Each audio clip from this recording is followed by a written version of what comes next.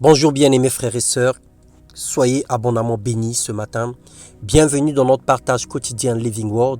Ce matin, nous allons partager la parole de Dieu. Que la grâce de Dieu et la communion du Saint-Esprit soient notre partage. Nous bénissons l'Éternel pour ses œuvres grandes et glorieuses dans nos vies. Lui qui a permis que nous puissions nous retrouver encore une fois de plus dans sa présence ce matin. Nous voulons lui laisser toute la gloire et demander son aide, son assistance.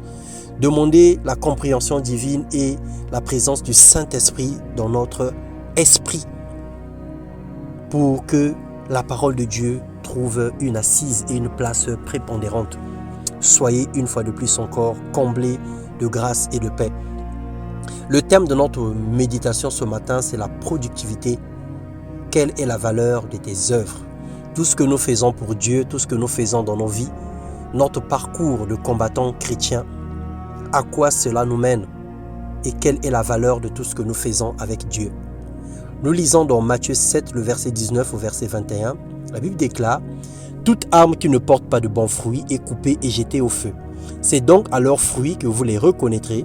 Ceux qui me disent « Seigneur, Seigneur » n'entreront pas tous dans le royaume des cieux, mais celui-là seul qui fait la volonté de mon Père qui est dans les cieux. » Donc c'est celui-là qui entrera dans le royaume des cieux.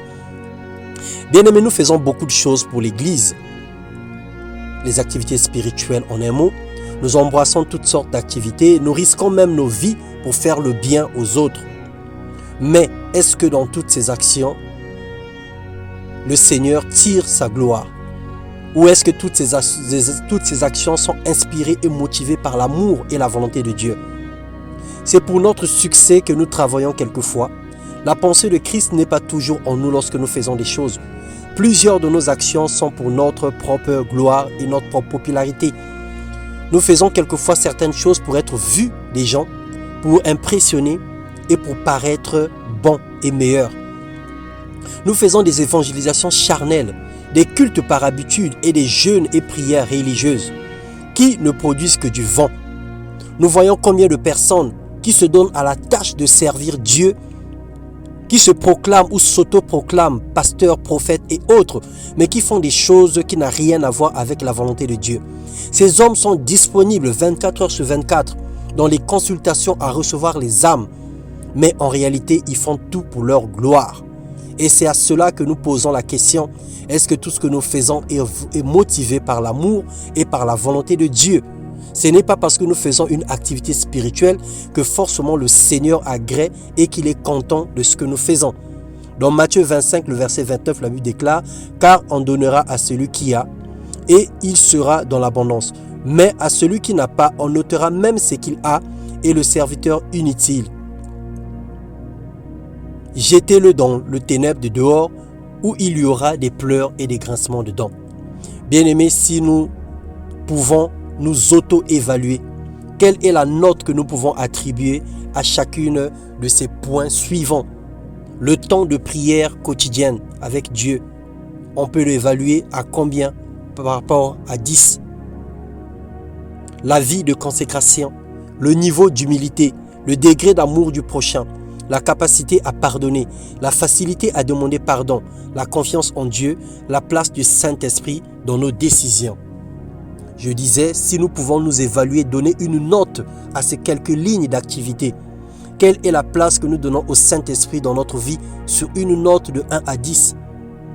La confiance que nous avons en Dieu, la facilité de pardonner les autres, la capacité à demander pardon lorsque nous sommes en tort, le degré d'amour du prochain, le niveau d'humilité, la vie de consécration ou le temps de prière. Quelle note pouvons-nous nous attribuer à nous-mêmes? Nous avons du prix aux yeux de Dieu. Il investit en nous son Esprit Saint, un amour réel, une connaissance des grâces et talents qui doivent être utilisés pour l'édification des saints. Pour être productif, il faille tout faire selon la volonté de Dieu et que toutes nos œuvres doivent être motivées par l'amour. Recherchons l'approbation de Dieu, marchons selon ses plans, suivant ses directives. Évalue ta vie et revois ta fiche de poste par rapport à ton appel, ce que le Seigneur t'avait dit ou ce que le Seigneur t'a recommandé de faire. Évalue-toi.